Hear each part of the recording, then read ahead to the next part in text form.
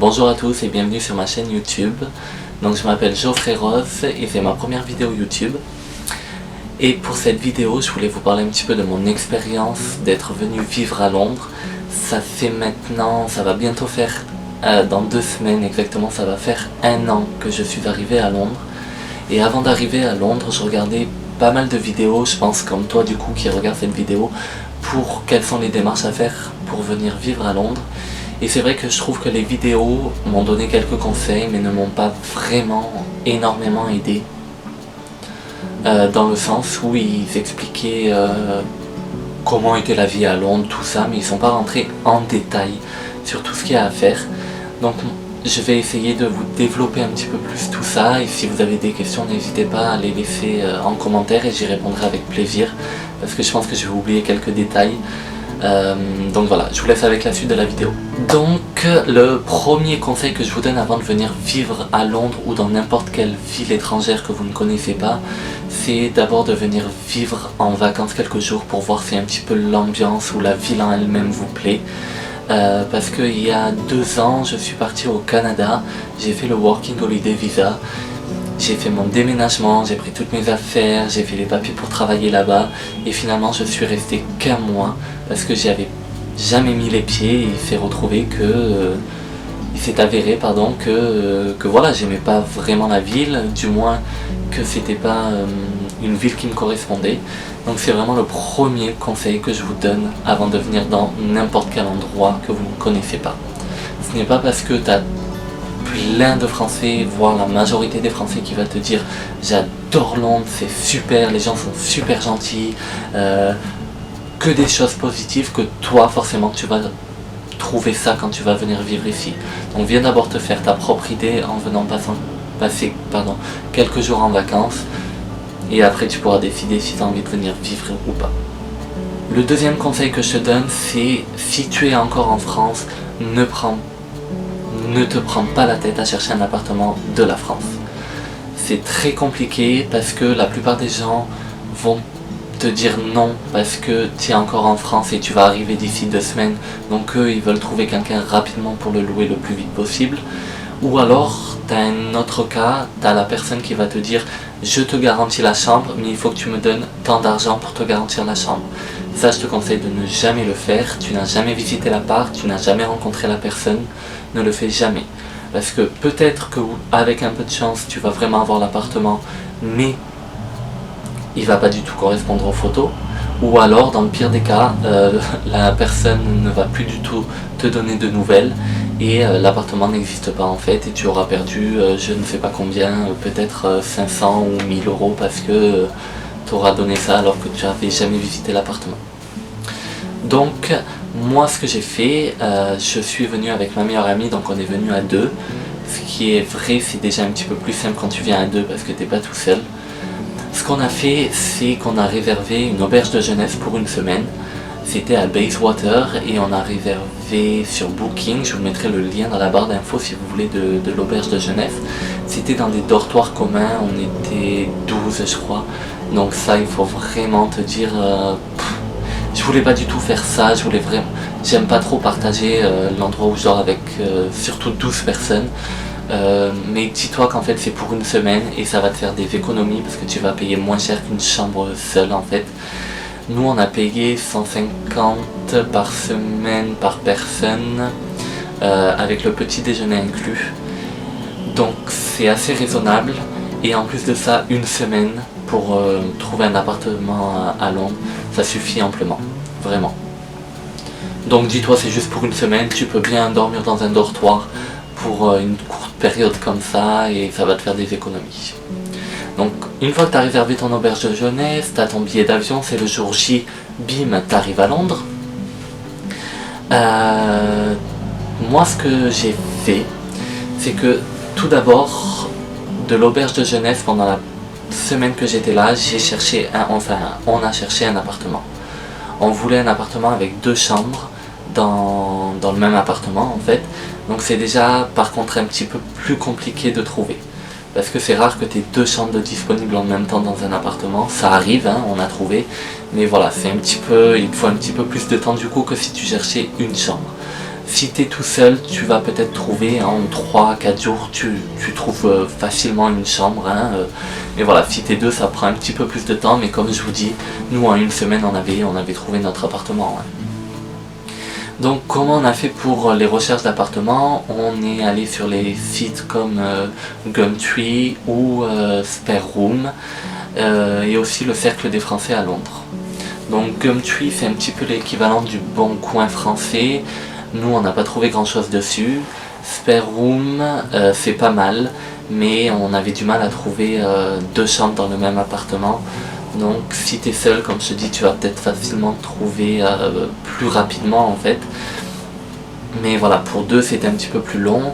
Et Spare Room, tu as des agences et des particuliers. Mais c'est vrai que j'ai beaucoup plus discuté avec des agences que des particuliers.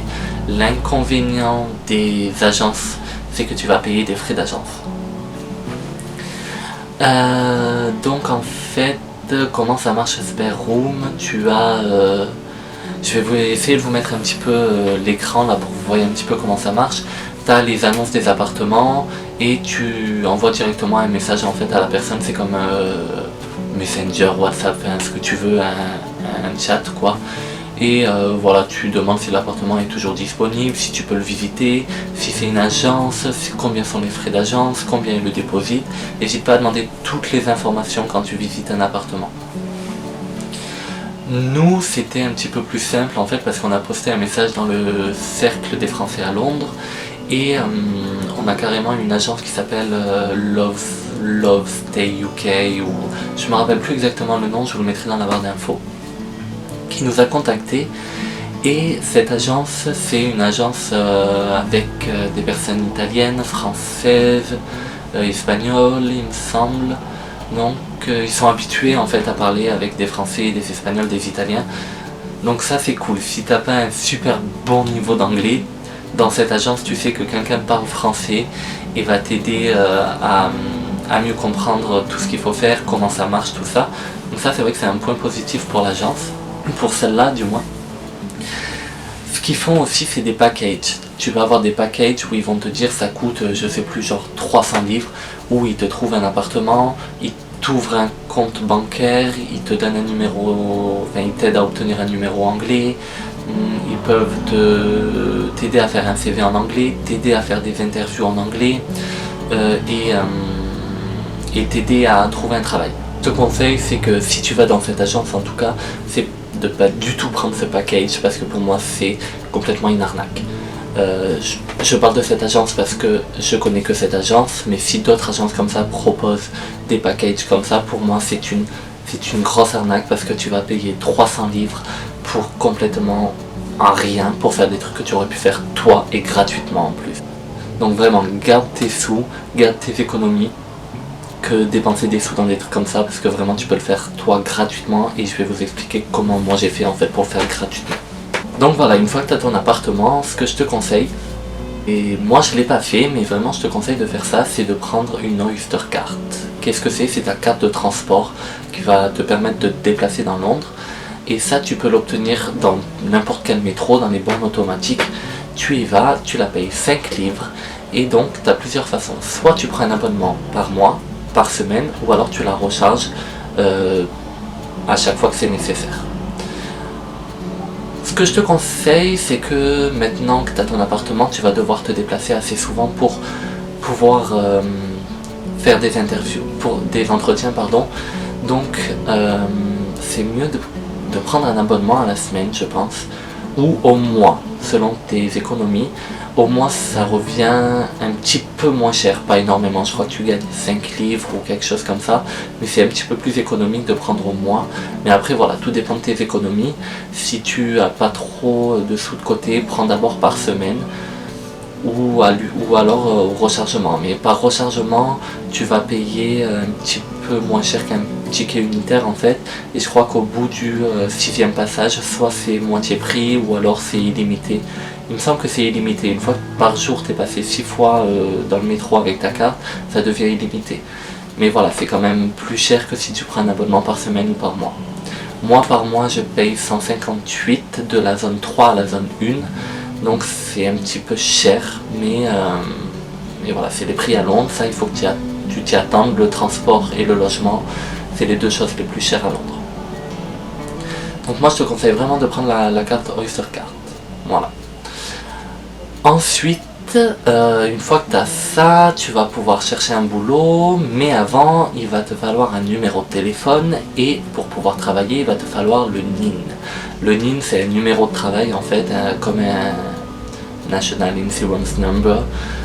Et ça, tu l'obtiens, c'est un petit peu long en fait à l'avoir. Il va falloir que tu appelles un numéro, que tu parles en anglais. Donc, si tu n'as pas un bon niveau d'anglais, t'inquiète pas, je vais t'expliquer comment on fait. Donc il va falloir que tu appelles, que tu prennes rendez-vous pardon, et en fait c'est mieux d'avoir ton appartement avant d'avoir ça parce qu'il faut que tu aies une adresse pour pouvoir recevoir à la maison ton papier, et ils vont te demander, qu'est-ce qu'ils te demandent d'autre, je vais regarder. Ils vont te demander, je crois, si tu as déjà un emploi, il faut ton passeport, qu'est-ce qu'il faut d'autre,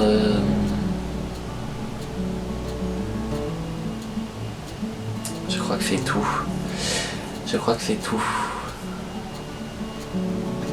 Donc, moi ce que je te conseille, parce que du coup il va te falloir un numéro de téléphone anglais, donc prends d'abord ton numéro de téléphone anglais. Moi, ce que j'ai fait, c'est que j'ai pris, comme la plupart des étrangers qui arrivent ici, on prend tous GiveGav. T'as plusieurs forfaits, t'as genre à 20 livres, 15 livres, 5 livres, je sais plus, tout dépend ce que tu veux. Au début, prends n'importe quoi, vraiment. Si tu connais personne ici, t'as pas vraiment besoin d'appel illimité ou quoi que ce soit. Prends quand même un forfait avec internet parce que pour te déplacer quand tu connais pas, c'est sympa d'avoir un petit peu le GPS. Mais voilà, ça c'est GiveGav, je vous mets le lien du site dans la barre d'infos. Tu commandes, tu payes ta carte, tu la reçois à la maison directement quelques jours après, et voilà. Donc ça c'est super simple vraiment. Après tu as l'application, tout est expliqué sur le site de toute façon, tu te connectes, c'est super simple vraiment. Après tu recharges directement ton forfait, soit tu mets dans l'application l'option directement recharger automatiquement tous les mois, ou alors tous les mois tu peux recharger toi, si tu veux changer de forfait ou quoi que ce soit, t'as pas d'abonnement, t'arrêtes quand tu veux, enfin, vraiment c'est super cool. Donc tu as ton numéro anglais, tu t'appelles pour le NIN, donc tout ce que je vous disais. Et ce que je vais faire, c'est que je vais vous mettre dans la barre d'infos directement un site que j'ai trouvé avec ma meilleure amie où ils expliquent tout ce qu'il faut faire pour prendre le rendez-vous. Ils vous donnent le numéro de téléphone et ils vous posent même toutes les questions, enfin ils vous mettent sur le site toutes les questions qu'ils vont vous poser pour prendre rendez-vous pour le NIN, et tu as la traduction en français et tu as même déjà les réponses toutes faites. Voilà, donc ça c'est vraiment simple, au moins tu as juste à lire le truc si t'as pas confiance en ton niveau d'anglais. Ce qui était le cas pour moi quand je suis arrivé, je me disais ça va être un petit peu compliqué de comprendre parce que j'avais les bases un petit peu scolaires, mais finalement avec la description du site c'est super facile, tu le lis quelques fois avant d'appeler, comme ça tu sais un petit peu ce qu'ils vont te poser comme question, tu sais les réponses, et puis c'est super simple. Et puis si tu comprends pas, de toute façon tu peux toujours dire je comprends pas, est-ce que vous pouvez répéter, parler un petit peu plus doucement, non, te fais pas de soucis pour ça. Par contre ça, voilà, une fois que tu as ton numéro anglais, appelle direct pour le NIN parce que pour avoir un rendez-vous ça met au moins un mois, donc ce qui est long vraiment. Voilà, c'est tout pour ça, et on va y revenir un petit peu après du coup, parce que ton rendez-vous ça sera dans un mois, t'as le temps. Tu vas recevoir une convocation en fait chez toi en te disant vous avez rendez-vous à tel lieu, à telle heure, à telle date. Et donc pendant ce temps là que tu attends la convocation et ton rendez-vous, tu peux commencer à chercher un travail. Pour chercher un travail, soit tu imprimes tes CV directement en anglais et puis tu vas dans tous les shops qui se trouvent pas loin de chez toi ou même ailleurs où tu veux et tu postules directement comme tu peux faire en France, ou alors comme j'ai fait moi, et ça m'a permis de trouver un travail en une semaine, vraiment en une semaine j'avais trouvé un travail. C'est l'application Job Today, je vous mettrai un petit peu quelque part sur l'écran aussi l'écran pour vous présenter un petit peu comment c'est. C'est une application où tu as toutes les offres d'emploi, tu peux appliquer en fait, enfin te postuler directement sur l'application, soit l'employeur t'accepte en fait et du coup vient te parler, ou alors des fois ce qui arrive c'est qu'il t'accepte, quand je dis accepte c'est à dire il est intéressé par ton CV, parce que tu rentres directement ton CV. Mais ne vient pas forcément te parler. Donc toi n'hésite pas à aller leur parler directement parce que je pense qu'ils reçoivent beaucoup de messages aussi, donc essaye de te vendre un petit peu dans le message en te disant je suis quelqu'un de motivé, j'ai envie de travailler, blablabla, enfin tous les trucs comme ça. Et tu discutes directement avec lui comme un chat en fait. Et ce qui est cool c'est qu'ils répondent assez rapidement la plupart des gens. Et c'est assez rapide, ils vont te dire est-ce que tu peux venir faire un essai demain ou un interview, un entretien demain. C'est vraiment rapide et c'est vraiment avec ça que j'ai trouvé mon premier boulot en fait. Et voilà, donc ce qu'ils vont te demander c'est si tu as le NIN, et c'est pour ça que le NIN c'est important de l'avoir rapidement, enfin d'avoir